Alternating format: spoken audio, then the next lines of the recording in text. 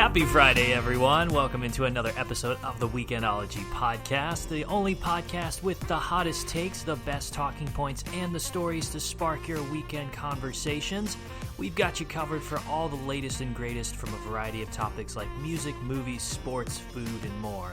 I'm your host, Will Deichley, alongside the one and only Aaron Berg. Aaron, what's up, buddy? Hey, still chilling. Still chilling. We got another episode. It's the best month of the year is now upon us. May has started. The best month? Why is that? It's the best month. Well, it's my birthday. Okay. And so biased opinion. that's what makes it the best month. So Oh, that's it? that's exactly what makes it the best month, yeah. Well, your birthday is like this first half of May, so what happens the second half? That doesn't Oh, it's matter. a whole entire month-long celebration, so... Oh, okay. Yeah. You keep the party going. Exactly. We keep it going. There you So go. we keep the quarantine party happening. And it's spring. And it's spring. Month is the best month, though, because, like, one, it is my birthday. There's a lot of other family members' birthdays that I have, too.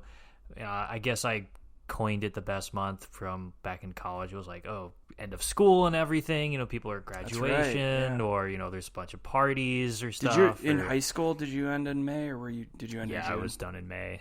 I was always done, like, first or second week of May, so so I had a long summer. That was why college was the best for me, because I was done in June, and then when I got to college, it was May, so it's Yeah. like it moved back a month. I remember Felt so one year in early. college, I was literally done May 3rd, and I didn't go back. We didn't go back to school until like August 29th, so I had, I think, almost like 5 months, it felt like. 4 months of just straight summer, and May just kicks everything off. Memorial Day is now. It's barbecue season now. But Pools now, are opening them up. like, as a real adult, now it's sad because there's no end of the year, really. It's just continuous. Well, It's like school all year. yeah, that's true. But But I you mean, get paid. Summer's coming up, which is still awesome because you can go on well, maybe not summer vacation, but, well, You can go outside. you can go outside and Kind of. be alone. 6 feet apart. But it's still the best month, so Yeah. come at me if you good think weather. I'm wrong. Yeah, it's great Good. weather. It's really good weather anywhere you live. So I agree. We want to thank all of our returning listeners for joining us again this week. If you're new to the show, welcome. The show is all about changing, improving, and making things better as we cover all the best topics from around the pop culture and the sports world. This episode is a production in collaboration with Colin Kessler of The Big Red World. They have popular podcasts like The House That Rick Built and 6 Drunk, 1 Sober. So be sure to check them out on Twitter at Big Red Social, and their website is bigredworld.org. we got to get on that one. We do. We gotta get on The House That Rick Built. Regale some of the old Billiken days. Oh no, I was talking about 6 Drunk, 1 Sober. Or that one too. Yeah, that would be fun. I've been on House at Rick Built. Which You're one would up. be the sober one though? That's the thing. You. Not it. If anything, quarantine has told me is that you can let your inhibitions go. And it's okay to do that. It would be interesting to do socially distant though, because that show's funny because they're all together. That's and true. they play yeah. off each other. So it'd Probably be just interesting drunk to do it over Zoom chat or something. Yeah. I don't know. It'd be crazy. Let's try that sometime. I mean, why not? Let's give it a shot. What else are we doing? Yeah, we got nothing else to do, so don't forget to go follow us on Twitter at Weekendology Pod and wherever you listen to podcasts. Drop us a line, show us your support, maybe suggest some ideas that you want to see things changed in the world. We'll do an episode on them. Don't forget to browse our last couple episodes as well of our mini-series and the changes in post-pandemic. We cover sports, social interaction, businesses, and more. So go check it out. I think that's some of our better episodes we've done. Also, this episode is sponsored by Lionfish Promotions. We're keeping the sponsorship going. So if you or your business would like just some cool swag to give out to employees, clients, or even build the brand of your business, Lionfish Promotions has you covered. They offer literally every kind of item from pens to notebooks to cups, mugs, T-shirts, and more. You can even put Aaron's face and a name on it. Get a T-shirt and something. 200 T-shirts with Aaron's head on it. So Yeah, I mean that would be great. Everyone would just swarm you then. Exactly. Who's or that on your shirt? who knows? Maybe we'll have some Weekendology swag. I don't know, sometime down the road. With my face. Yeah, with your face on it. With both of our faces on it. Oh, both. So, Okay. yeah. But anything that you can think of, Lionfish Promotions can put your logo on it. And especially now with like the coronavirus stuff going on, they have a large stock of personal protective equipment. So like masks, gloves, anything more, they can ship it out to first responders. They're pretty quick in their ship time. It's about 24 hours. So check out Lionfish Promotions. They have a website, www.lionfishpromotions.com. So, Aaron, the world is starting to slowly reopen. Some areas are showing signs of life, almost the return to some semblance of or normality, so to speak. Yeah. Are you excited that it's kind of coming back, or a little cautious still? Yeah, half and half. I'm glad to see Texas is getting back to a little bit of normal. But it's weird though, because you go to a restaurant and it's like it's fake open. It doesn't like feel 25% capacity is the rule, and so there's barely anyone in there still, and there's still certain things I can't do, and everyone's still wearing masks, and I'm really happy that precautions are still being taken. And me too. I'm on the fence about it, because I do think it's a little too early, but I mean, it's tough. It's really hard, because how long are you going to keep some of these people out of work? And how long? I mean, it is destroying the economy, whether you like it or not. So I'm really on both sides, because I think it's smart and it's dumb at the same time. Other areas are kind of just starting to get going with this thing, and other areas, it's calming down a little bit, which is good to see. So it'll be kind of interesting to see how these businesses and really what some of the restaurants and bars are going to be able to come back with, and how they're going to initiate their comeback plan, and us as a society to come back for social gatherings or outings. The most interesting too is the East Coast, because the East Coast got hit so hard, and it's just going to be harder to rebound. You have so many people in that area in general, and they're all close together. Whereas Texas, we have an easier time here because we're spread out naturally, right? And we do have less people, in Dallas compared to New York, right? Or something like that. I still think like the major metropolitan areas have to take it a little bit more slower than, say, I don't know, some random suburb county or something like that. Yeah. But I'm glad we're trying to come back with this certain type of stuff. We have to do it in the right way, and we have to do it really carefully. And we've talked in previous episodes about how we think social interaction will change, and briefly on how food and dining experiences will be altered. But we wanted to kind of dive a little bit deeper into the topic and explore some radically new proposed regulations for bars and restaurants to come back and operate at full capacity. So I think the first question we have to ask, though, is is it worth coming back, or does it make sense to stay open at all for these restaurants? Yeah, I mean, I think it does, because even though you're not going to make the money you were going to make, obviously, before, you can get your bartenders back to work. You can get your waiters and waitresses back to work in some semblance. You can get your cooks back to work.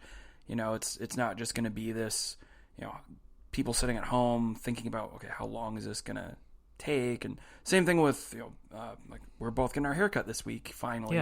Getting barbers back to work, especially people like our barber who's independent, and just can't do anything about it. So I think that's the silver lining with it, and as long as these precautions stay in place of wear a mask, wash your hands, all the things that we've been drilled into our heads at this point, as long as those stay and they don't move away from those too quick, I think it's okay that they're I agree. I mean, certain independent contractors and workers, I think it's okay if we're, like you said, keeping some restrictions in place and being extra vigilant about that's the key. How we go about our lives. Don't get too relaxed about it. You don't want to be too arrogant and then, oh shoot, we've got epic proportion of outbreak on our hands again. And I think it's okay if they come back if the infection rate is low.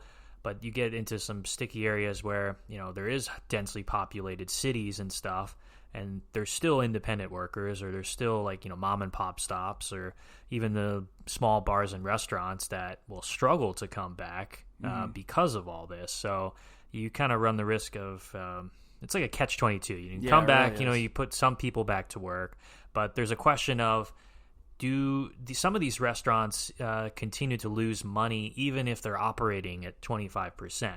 Because it costs more to keep the lights on, they have to pay for their employees, and it supersedes that of the business that they're bringing in. So I was reading some interviews, and some of the restaurant owners were saying, there's no point in coming back at 25% because I'm losing money still. I'm losing more money than by staying closed completely. So they'll stay closed until 75 to 100% is open. So that way, if there's less people and less tables, then that's less employees, and it's less people to work. But they also cut costs like that, so they have to even it out to a certain way as well, which I thought was pretty interesting. Like, business owners saying, I'd rather stay closed instead of bringing in some business because it's not worth it. So yeah, I think a number more like 50% would be better.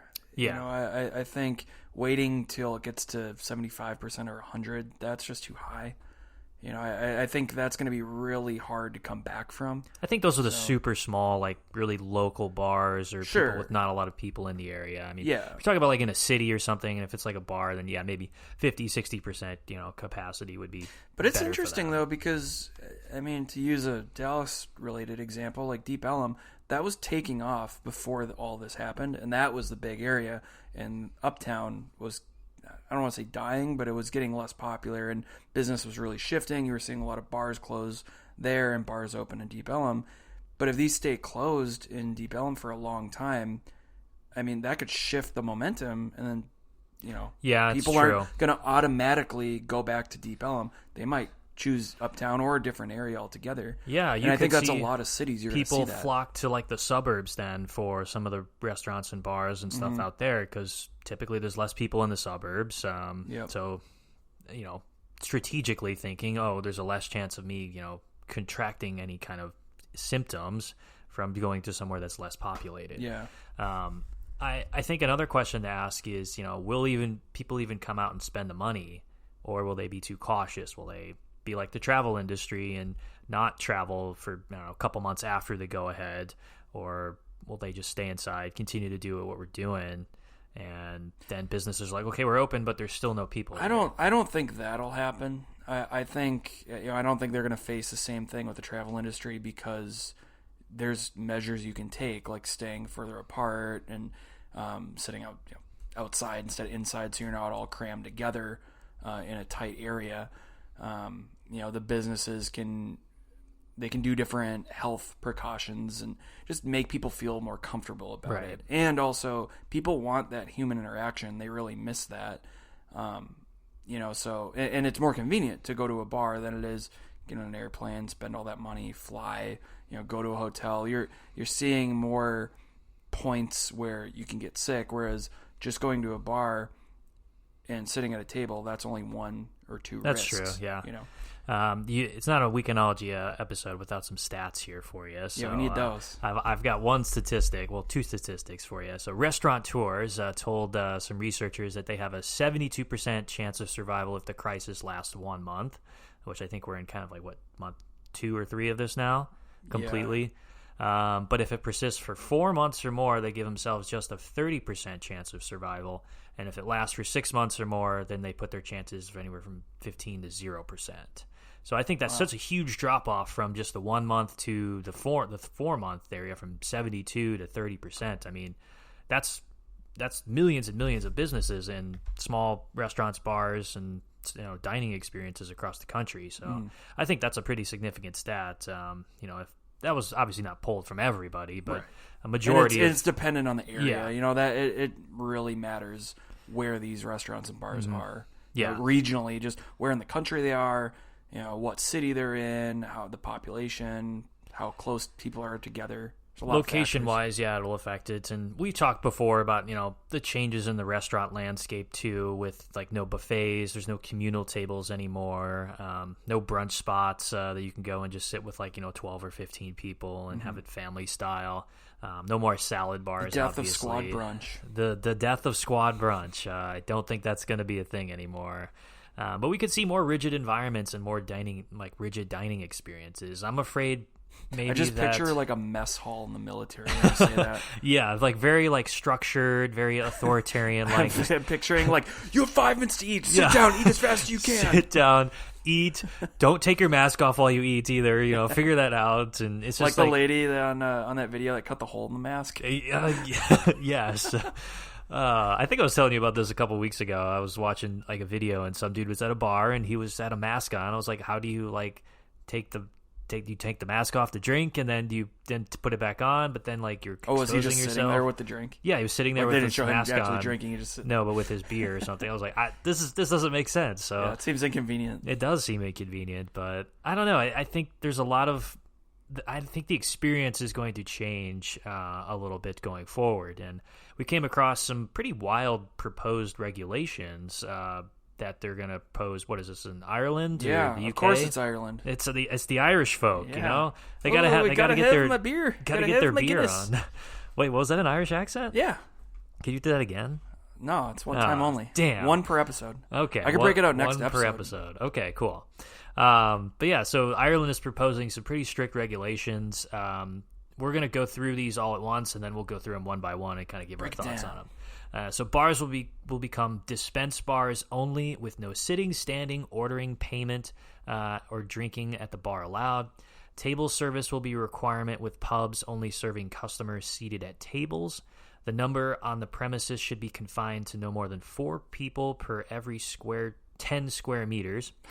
How are you going to enforce that? Yeah, I don't know. It's weird. Maximum of 6 people will be permitted at any one table. Customers will be required to use hand sanitizer upon entry. All customers... Was the bouncer going to hold the Purell? Yeah. You didn't do it. Come back here. Get over here. All customers must remain seated, which is interesting. No standing in the bar. I feel like that's one of our favorite American pastimes, is just congregating around the bar and, you know, bumping into people and complaining, oh, there's not enough room in this bar, let's go somewhere else. Or, you know, oh, no, it's cool, it's popping here, so let's just stay here. Yeah, every bar's going to look dead. Pretty much, yeah. It's just going to be sitting. That's It'll be the mess hall. Everyone's sitting, right? No standing. Yeah. Oh, it's going to be... let's see, where was I? Staff will be fully trained in new procedures. They will also be asked to maintain a safe distance from customers while taking orders and to wash their hands thoroughly every 30 minutes. The utilization of outdoor spaces to enhance social distancing. Procedures implemented to ensure safe use of toilet facilities, which may include limits on the number of... You know what this is, do you? It's kindergarten. This is kindergarten, yeah. The Irish just took American kindergarten rules and just slapped it on the wall. Exactly. No live music or DJs. Boo. That would kind of be tough to get used to. So how do DJs have jobs? Virtual Zoom What's Talia hangouts. Paris going to be doing? I think her DJ career is over now, so... R.I.P. That's why she's not doing my wedding. I knew it. Yes, that's exactly why she's not DJing at your wedding, Aaron. Looking at you, Talia. Yep. And then law enforcement or government officials will have the power to close any business who might violate these public health guidelines. So these are pretty stringent areas, and like you said, this is like kindergarten, just restrictions and everything. So let's go with the first one. Bars will become dispense bars only, with no sitting, standing, ordering, payment, or drinking at the bar allowed. So are they going to have at Chili's where they have the automated, you type on the little thing and they I don't know, because I don't know if they would do construction and change the layout of the bar where there's a bar literally is like a bar, and then people sit at it and you get drinks at it. So I don't know if they... Well, that's what I'm wondering. They put the little electronic thing and you type in, okay, I want a Moscow Mule. Click. Maybe. And then... But, I mean, there's still going to be interaction, won't there be? Because a waitress is going to have to bring that to you. Well, I don't know. That's the thing. Maybe they would Maybe there's a window you go pick it up from. Or it's just like the things at Target where you're 6 feet apart, and they measure how many people are in each of the restaurants or bars. And then, you take a number or, okay, next. I think you go up and get your drink, and then go to your table. I think the main problem with that, this number one, is that ruins the atmosphere of the bar. I don't go to a bar to drink. You my go for number social one camaraderie. Yeah, my number one. If I want to drink, I'll drink in my apartment. If I, that's secondary to me. I go to a bar, right, to hang out with my friends, meet new people, have the fun, lively atmosphere. That's what it's about. So without people moving around or you interacting with a bartender, people love to do that. Yeah. I mean, bartenders are going to lose their, their counselor cards too. They're bartenders are basically going to turn into, what's cooks, line chefs or whatever. Yeah, like a line cook, yeah. Right? Where you're just kind of in the back, you're making the stuff and then but there's no human interaction there. Yeah, that'd be really weird. I mean, I don't know It's like a fast food restaurant. Yeah, they basically just like take your order, go sit down. Yep. That's how It's probably like how Culver's. it's going to be. It's Culver's. It probably. So that's it. Yeah. Just get the number, and then we'll bring it out to you when it's ready, and we walk away. Table service will be required with bars only serving customers seated at tables. So there is table service. So there is table service. That's what I'm confused, though. Like, so you can't sit at the bar. You know how there's like the bar stools and everything? Right. You can't sit at the bar. But so they would get why rid of are that. we doing table service anyway if this point is to like limit bartender interaction? I think it's to increase the distance between people. So people sit pretty close to each other at the bars on the stools. If you're at a table and you're limited, so that way, you're limited to 4 people, and then you're 6 feet apart or 7. But there's apart. tables. My point is, there's table service. So if there's still someone walking towards you, aren't you still risking? I assume that the servers will probably have to wear masks and gloves. That's the only thing I can think of. I just think if you're making these stringent rules like this and you're getting rid of that bartender interaction, get rid of it altogether and have a window that you go pick it up or something. True. You know, but I just don't think it's smart to have if you're doing this, to still have someone walking to each table. You're still interacting. You know? Yeah. So the numbers on the premises would be confined to no more than 4 people per every 10 square meters. So I guess you measured the length or the size of the bar, and then however many square meters is, that's, I mean, if it's 40 square meters, then you have, I don't know, 4 people in there or something, or 16 people then. Yeah. So that's about You it. have to have like spots where people go. Yeah, and then like if you're gonna distance between them, then technically that's 6 feet. So like there's that's looking at very small quantities of people within the bar at each time, and then you have to police that. You have to have a bouncer, and probably with a little clicker, and say like, these are how many people in, these are how many people coming out. Sorry, you can't come in. Yeah, you're gonna definitely have to hire more bouncers because you're gonna have to have someone at the door still, and then you're gonna have to have someone inside. So you get rid of some server staff, but replace them with a bouncer or two, and pay them less. I guess you could, yeah. Not like servers make anything, but yeah, it's not like the servers, make glorious amounts of money anyway. But a maximum of 6 people would be permitted at any one table. I think that's fine. I think that should be fine. 6 people's a pretty good number. Like, that's a good sized group.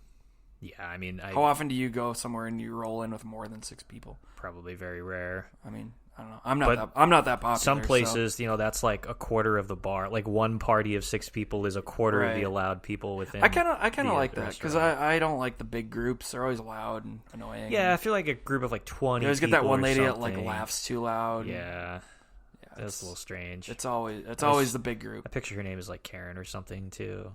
Very like Why is everyone hating on the name Karen all of a sudden? Because that's like a social media thing. It's funny. Like, look at that Karen over there. So I don't even know that many Karens. I don't understand why that's like it's a part of the whole boomer movement thing. Maybe you're a boomer then. I don't know. Maybe you're a Karen. I must. Your name rhymes, Aaron. Karen. It's true. So if I was a girl, they just slapped a K on there. Exactly.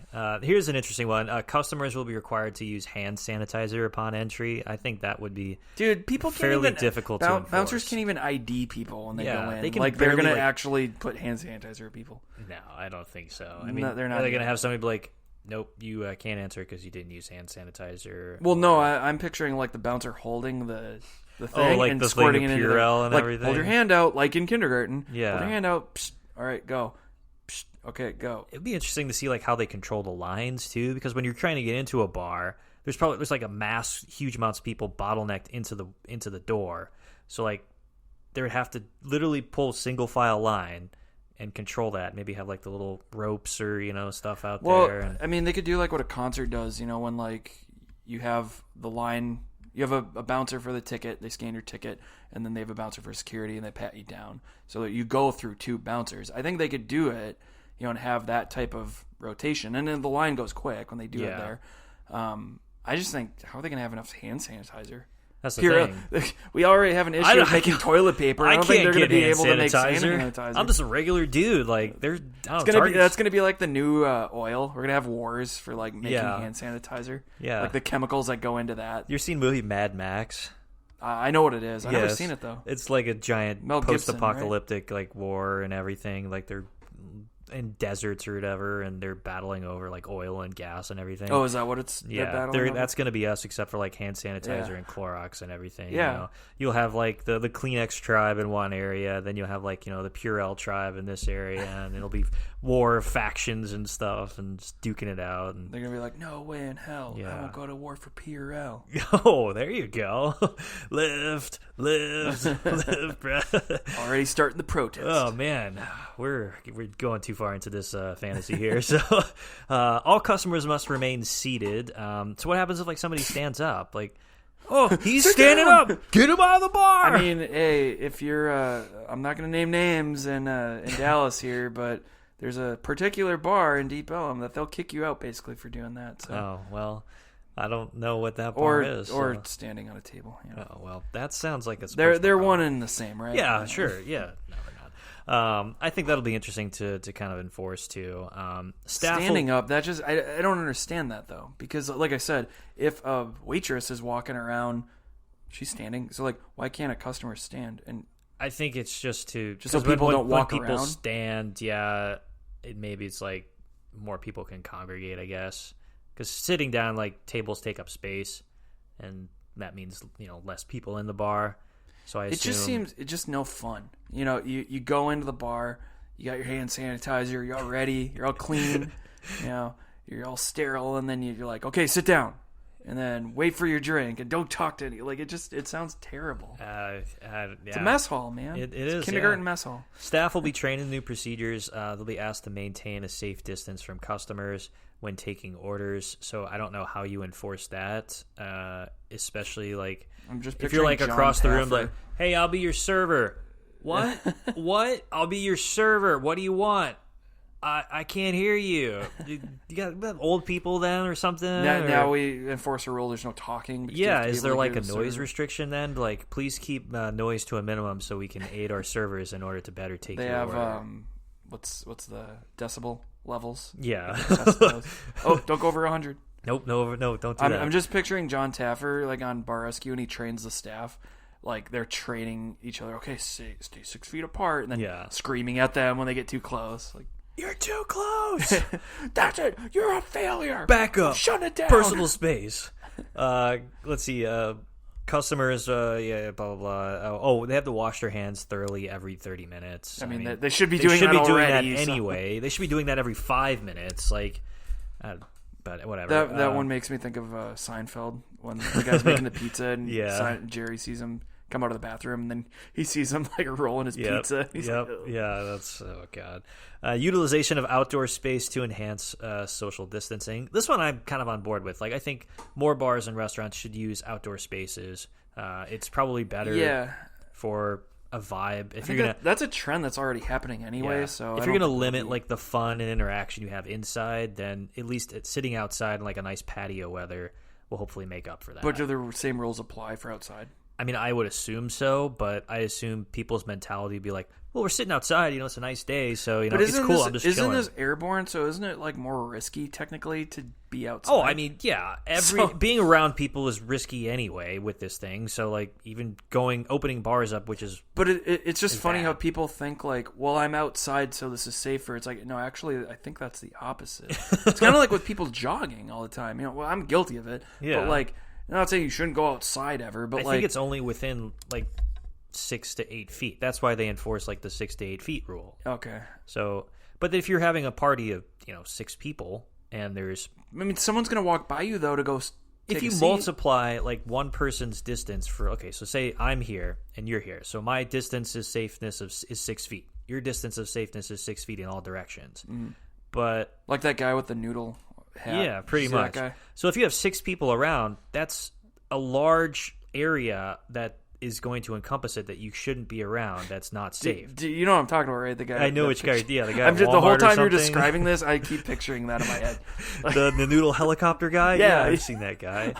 I can't stop thinking about it. So like, this is what's the flaw of opening up public places too, because the more people you have, even if you're confining the limitations and stuff, or you're the distance of which increases then. So like if there's a group of 6 people here, that's like 30 feet. You're going to have to like be away from them in like all directions to be quote unquote Well, and how safe. big a patio's, especially in Ireland. The patio is probably going to be patios in Ireland. Jeez. Yeah, probably as big as my room or something. Yeah. Like it's got to be small. It's super small. So these are very like drastic regulations, but they sound good. But when you actually break them down, I just on paper, don't. Yeah. Other than teaching people to wash their hands, I just don't see how.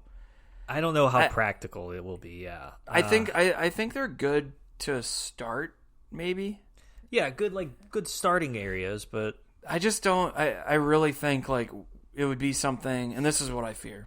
We would start something like this, and then it's like, okay, this is too hard, or people aren't following rules, or things like that, and then we start getting rid of stuff, and then that trend continues, or we start dropping off rules to the point where we just don't have any rules anymore because they're all hard to enforce, and then we go back to normal. And that's my fear as well.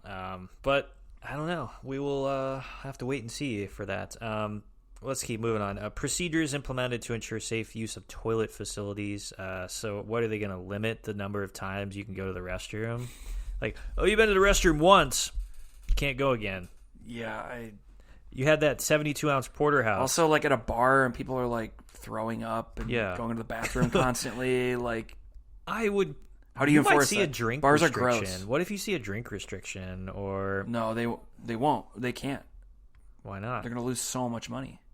People would be like, hey, you know where there's not a drink restriction? My house. That's true. The liquor store and my house, and I'll just go buy. But people will be so liquor. fed up with like, well, you know what? Maybe one drink's better than none. And at least I'm out. I don't think so. I don't know. I don't think people would do that. So wouldn't. Why? Like I said, people go to the bars for the social aspect. I'm just coming up with like all crazy, possible. Yeah. No. I mean, I think they could do it, like start doing that, but I just think they would lose so much money because people eventually would just say like, nah, I don't want I think it would be anarchy. Could you imagine? It'd be like, 2 drink limit per person. Like for the whole night? Yep. But I just think too, like you're already going to lose money because you're letting in less people. They're going to make no money then if they have that as a rule also. Yeah, you're just capping every possible way to make money. I agree. Going back to the toilet one, though, are they going to have like a bouncer for like the people in the bathroom then? The bathroom attendants? Like, not a bathroom attendant, but like a legit bouncer. Like, we'll stamp your hand for your one bathroom use per visit here. You got a hand stamp. I'm going to watch you. Make sure you followed all the rules. Exactly, yeah. In there, yeah. Can you stop looking over my shoulder, please? That's kind of weird here. So it's for your health. It's for your health. Yes. They always talk like that too. Yeah, exactly. No live music or DJs. That's pretty depressing. That doesn't make sense. That's why stupid. can't you have a live DJ or a band while you're at your tables? You can still enforce it. It's like a Baptist church. No, there's no dancing. Have them up on the stage. Sit at your table. It's like a jazz club or like a comedy club or something. Well, nobody's standing up at a comedy club or something, so it's the same thing, just in music. Yeah. So I mean, I guess you want to stand up and dance, but I don't know. Yeah, it's gonna tempt people. That'll be You're gonna be tempted. You're gonna stand up and be like, hey, whoa. This is a town of temptation. Is this Footloose now or something? Like, dancing leads to sex, and sex is immoral. So, did you grow up in one of those Footloose towns? Drinking leads to bad behavior. You know what? We're shutting it down. Everyone get out of here right now. It's too dangerous. It's just sucking the fun out of everything that a bar. And the Irish are pretty fun too. So I know, yeah, like that's not. They're a lot of fun. So let's hope this doesn't circulate around into like other parts of the UK and then make it way into America. I don't know. I think Americans too much are a bunch of alcoholics and Well, I think too. So. Like I mean, I've only been to Europe twice. So humble brag. But the bars I've been to have been really small. I haven't seen like huge bars like you do here. So I think it's a little more realistic to enforce it there because you have smaller spaces. Whereas here, like again, just Dallas examples. The pubs like are pretty Katy small. Trail Ice House, the Rustic. You have these giant, communal just areas, big spaces. Yeah. Try to get as many people as they can in there. And the point in clubs, like I was just gonna say, like, how are they gonna? What Vegas, are they doing with clubs? Like, then? Yeah, how are you going to do that? The point is to go and dance and listen to a DJ. You sweat and drink and spit all over people in these clubs, and I would yeah, you're not going to be able to do that. Oh, yeah, no grinding with people at these clubs here. Didn't we talk about that? We did talk recently? about that, yeah. So, yeah, grind people 6 feet away, okay? Never going to find my soulmate now. Oh, man. And then law enforcement and government officials have the power to close any business. So what happens if, like, the police come by and they, quote-unquote, find a violation, but there's really no violation? It's just a way for people, like, to target businesses they don't like. And say, hey, we're closing you down. You're not abiding by the guidelines. This sounds like Nazi Germany, where it's just like, yep, we're shutting it down because we want to. I mean, we don't have to explain ourselves. The Irish police are pretty nice, so they're probably just like, oh, let's have a pint together. By the way, you're not doing this right. Get out. So, or I don't know.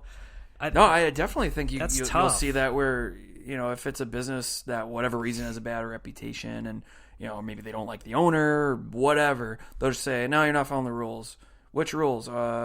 Washing your hands. You're closed. Exactly. I think it's giving the government and law maybe there'll be like that too much power there. Like the health association that grades the restaurants and everything. Yeah, well, and that's the thing. There's already a million things that they have to follow and a million reasons why they could be shut down anyway.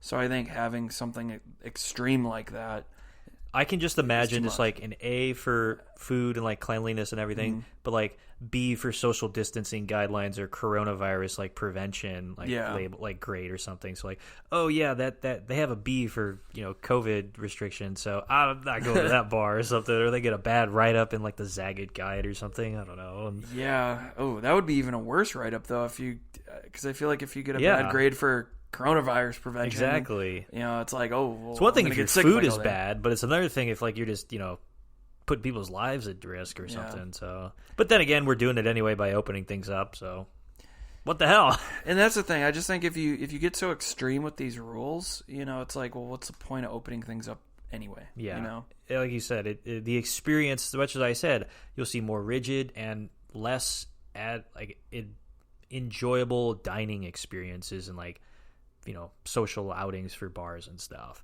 I was thinking about some other things too. Like obviously waiters would probably have to wear gloves or masks. Tables would be put farther apart like we talked about before. Maybe the little glass shields in between each tables too, which would be weird, but so here's one thing that I wonder for waiters and waitresses, they live off tips. I mean, they get paid nothing because they get so many tips. Yeah. So how's that going to work? They're not going to be able to get tips anymore because there's no interaction anymore. Flat hourly rate, just $10 an hour, and that's what you get. So. Do you think restaurants would do that though? Maybe. I feel like they won't have enough money to be able to do that. $8 an hour? I don't know. Yeah, I think minimum wage. And I think that's a good idea, but if you're doing all these restrictions and all this other stuff, and you're limiting the amount of people that can come into the restaurant, period, or a bar, like the business isn't going to make enough money, and then you can't pay your waiters. I mean, obviously they'll cut down on the wait staff, but yeah, I think too, tipping is such an American thing. It's so ingrained in our culture. Yeah, because in Europe it's frowned upon. Like you don't tip in Europe at all. Like if you give a tip, then it means it's an insult to like their service or something. Weird. It's weird culture. But. It's so weird how it's like so polar opposite. But yeah, I just think it's tough. People get so weird about that lack of interaction they want that. As an American, you want that interaction. You want that friendliness. You want someone to ask questions and all that. At least maybe now it'll get rid of the annoying waiters. Be like, oh, hey, how you doing? You should get this. Or like, oh, what do you recommend? Everything's good. I'm like, you didn't answer the question. Or the worst. So you don't know. Yeah. But like, looks like the food wasn't that great. You ate everything. It's all good. I making the bad dad jokes or something. Food was terrible. I got to send it back. That's like joke number one in the dad joke. Yeah. Oh, you hated that. Yeah. And the food's all gone. Yeah. Oh, I've heard it before. Ha ha. Then there could be like temperature checks before like entrances, so it's like the hand sanitizer thing, but they could just take your temperature and stuff. They could do that pretty quick though. If like there's like a little like forehead thermometer or something, they just do that. And like I said though, the bouncers don't even ID. Like yeah, they're gonna have to train these staff members. I just don't think people will do it. No, I think they'll start doing it, and then they'll be like, "Man, I don't." Yeah, they won't enforce it. Yeah, they'll be like everyone. You'll like kids come in with a bad ID, and they'll be like, "Yeah, you're fine. Just go ahead." Yeah. They're gonna do that where they're like, "Well, you look fine. Just go ahead."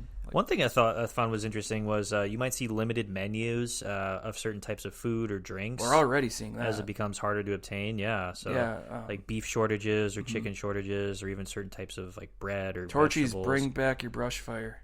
Did they get rid of the brush fire? It's temporarily gone because I'm guessing they don't want to pay for the mangoes. Dang, that's my guess because the rest of the stuff on Probably. it's a chicken taco. Yeah.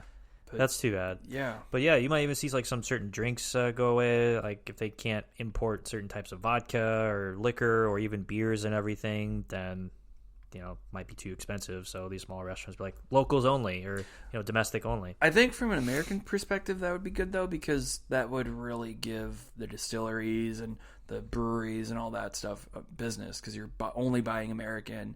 You're only, I think the quality might go down. In some people's minds because they like the imported stuff or other countries' liquor, but I think it is good for the American economy because they would have to produce more. So. True, yeah.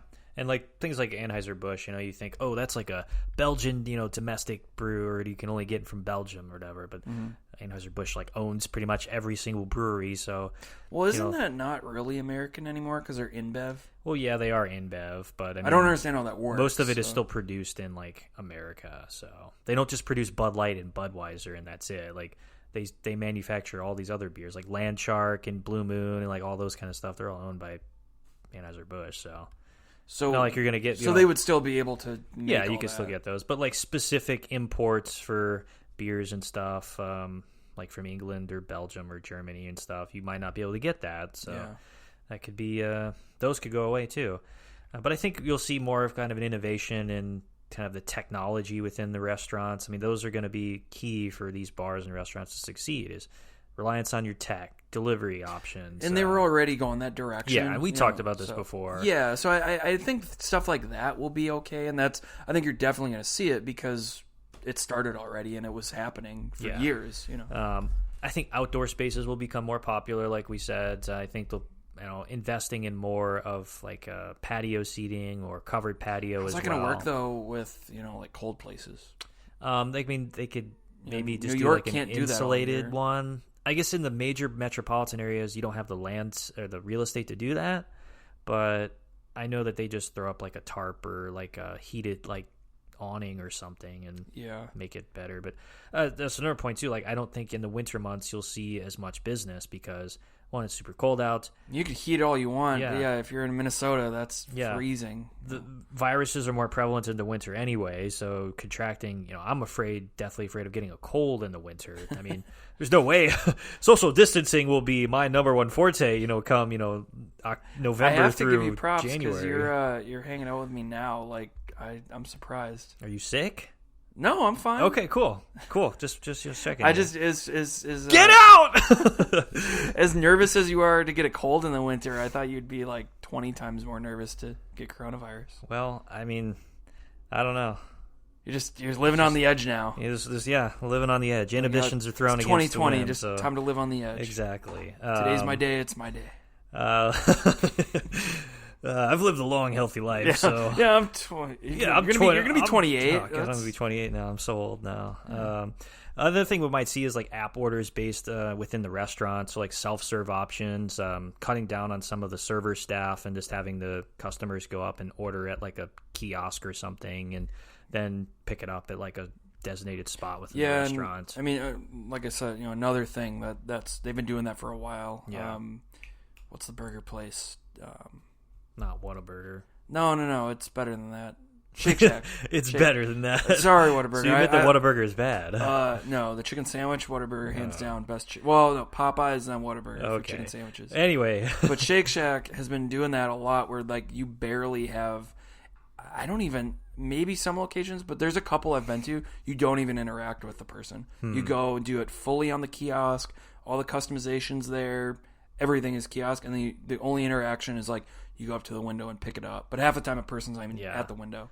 So yeah, I don't know. It'd be interesting. They should do that. Waiters would probably just serve the drinks and the food, and that's about it. You wouldn't get any interaction with them other than the order taking. I theorize that they might not come back at all. You might see a total shift in self-serve and ordering, and if they did these changes, just don't even come back. Are you even going to go to a bar? I mean, yeah, I'll still go if because that's you don't go for the waiters or waitresses. You go for but like these other rules. um. If they did everything that Ireland proposed, would you go? I would go once to try it, and then see for myself in person, and then probably not. Yeah, I wouldn't go. I would go just because I gotta see this. I gotta experience it. Is it really as bad as they say? Yeah. And then if it is, be like, nah, I'm good. I think I'll order from Total Wine and just drink at my apartment. Or something. I would just have it at my place. Or go to some house parties are back. Yeah, you can't restrict people in their own houses now. So I've been missing them. Could you imagine people start little bars in their own restaurant or little bars in their houses? Well, I mean, they have them in the man caves. Yeah. There you go. Yeah, just have people come on down, I mean, we could do it your apartment here, your kitchen island, we could just there you go. Yeah. Why not? You break out the mixology kit now. You could pay a bartender to come to your apartment and I could. Or I could just do it myself and be cool. Oh wow. Yeah. So you're a mixologist. I'm a mixologist now, so but if you liked what we talked about in this episode and we want to continue the conversation afterwards, hit us up on Twitter. We're on YouTube. We're on all the social medias. How should restaurants and bars return to full operations? Should there be strict limits on regulations like the ones we covered today? And how do you think your dining experience is going to change post-pandemic? Tweet at us on Weekendology Pod at Twitter. We're on YouTube at Weekendology Podcast. We can add this up to our mini-series of post-pandemic changes coming to sports, society, and now restaurants and bars. And don't forget to check out our sponsor, Lionfish Promotions. They're on www.lionfishpromotions.com. We're part of the Big Red World, so check them out. They're on Twitter at Big Red Social, and their website is bigredworld.org. Aaron, you got any closing thoughts before we wrap it up here? Shout out to Conor McGregor because he's the reason. He's Irish. He is Irish. He is Irish. Yep. Props to him for being Irish. And, great job on having no control over your heritage, but thanks for being Irish. I want to thank him for liking it on Twitter because that's how I saw this list. So, well, there you go. Also, he approves of this list, which I think is interesting. So, Well, he's got a giant mansion anyway, so it doesn't matter. So he's probably not going out to bars. He's just chilling in his house. No, he's going out to bars. He punches people at bars. Oh, that's true. Yeah, he practices his fighting skills at bars. So there's no rules or regulations about fighting in these things here. So it's true. Yeah, Funny just go up happens. and be like, "Hey, you're sitting weird." Ah! Roundhouse kick him to the face. My arm reach is 6 feet apart. Yeah. It's fine. Oh man. But yeah, let us know what your thoughts are. Continue the conversation. We want to hear from you guys as well. We've got new episodes every Friday, so until then, we'll see you guys next time.